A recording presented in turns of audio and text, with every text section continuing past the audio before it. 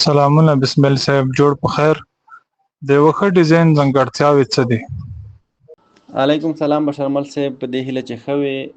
د ډیزاین په برخه کې نظر ټولنې، کلتور او د خلکو د پوهې کچې ته په کتو د هغه ځانګړنې توپیر کیدای شي.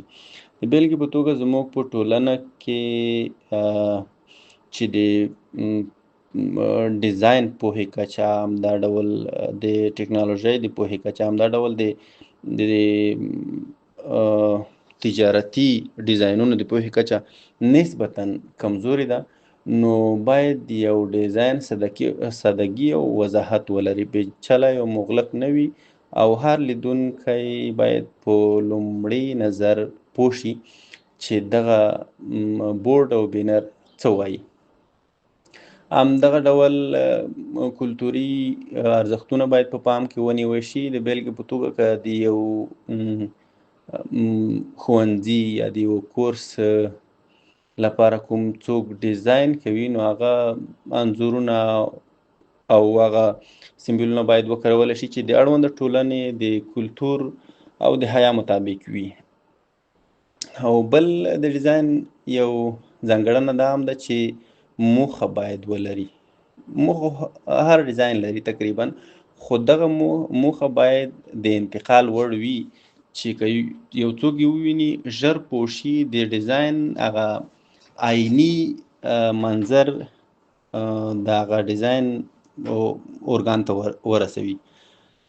د خلکو د پوهې د کچې سره سم باید پیغام انتقال کړي. او تر ټولو مهمه ځانګړنه د ډیزاین رنګونه دي. داسې رنګونه باید وي چې هغه ساده او متوازنه رنګونه وي. مثلا رنګونه په بېلابېلو ډیزاینونو او د هغه د هدف په وړاندې کولو پورې توپیر لري.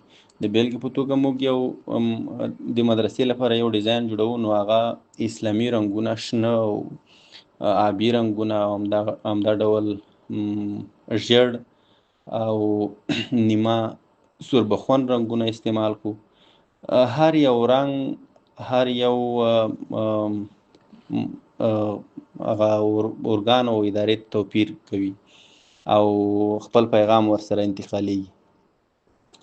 او بله ځانګړنه باید داسې وي چې د سمبولونو او د عکسونو سره سره باید د ټایپوګرافي هم، یعنی هغه لیکوالي هم ساده وي او د لوستلو وړ وي او په محلي ژبه د پیغام د انتقال وړتیا ولري.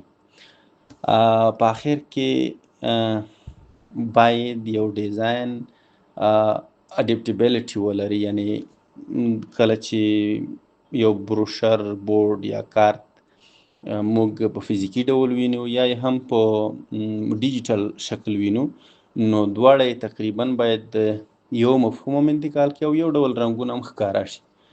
دا هغه خبرې وې چې د ډیزاین د ځانګړنو په اړه موږ کولی شو وکړو، او یو اندازه دغه ځانګړنې باید ډیزاین ولري.